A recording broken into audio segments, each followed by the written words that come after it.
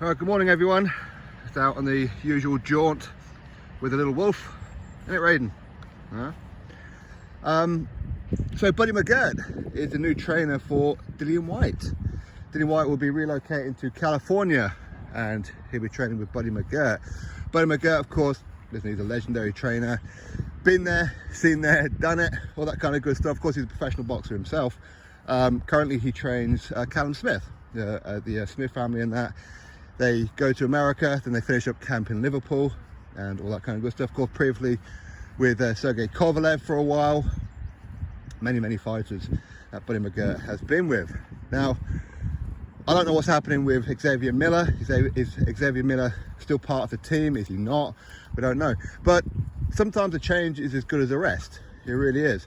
I know that Dillian gets on really well with Xavier Miller, so I'm going to presume that they're going to still be together in some capacity. Now, that's a good thing for Dillian to do.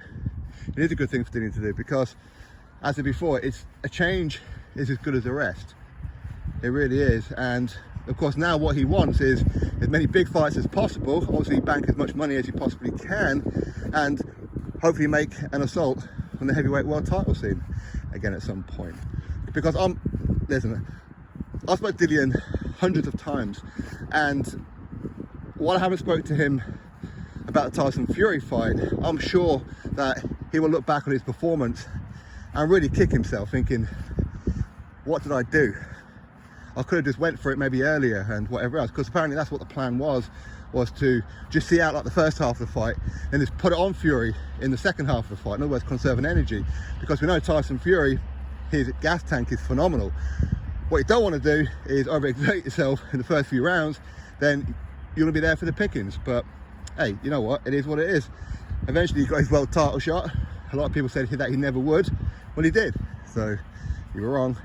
Now, him being with Buddy McGirt, that's good. That's really good. So yeah, I'll get that news out there for you all. It seems to be in the fine print of the Sky Sports, so I'll put the link to it in the description box. Of course, he's talking about the whole Tyson Fury and Anthony Joshua situation and how he'll step in for Anthony Joshua and all that kind of stuff. As in, he'll fight Joshua in December if needed, if that opportunity is going to be there. I mean, listen, I've been wanting to see that rematch for a long time. I really have. Ideally though, Joshua will bounce back with a win. Dillian will bounce back with a win. Ideally, perfect scenario I suppose in some ways, Dillian Whyte fights Daniel Dubois, maybe gets that WBA belt, then goes to defend it against Joshua. But of course, as that'll be a voluntary from Daniel Dubois, I don't know this for a fact, but I'm going to presume that Queensbury, Frank Warren, have said to Dillian, you can have that fight, but you have to sign a multi-fight deal with us. You know, rematch clause, all that kind of stuff. I don't know that for a fact, but that will make business sense, wouldn't it? Because obviously, as much as Frank Warren will be confident in Daniel Dubois, as he always has been, and why not? You know, Daniel Dubois is an absolute beast. We forget what happened about the whole Joyce fight and everything, but you know, he is a beast.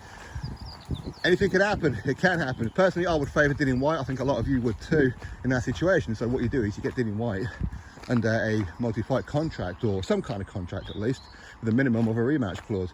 Maybe Dillian, that doesn't really suit Dillian. So anyway, we'll have to wait and see what happens with that one. But as I said, ideally, if we're going to get the Joshua Whyte rematch, then I prefer it if both of them at least had just at least one win before they fight each other.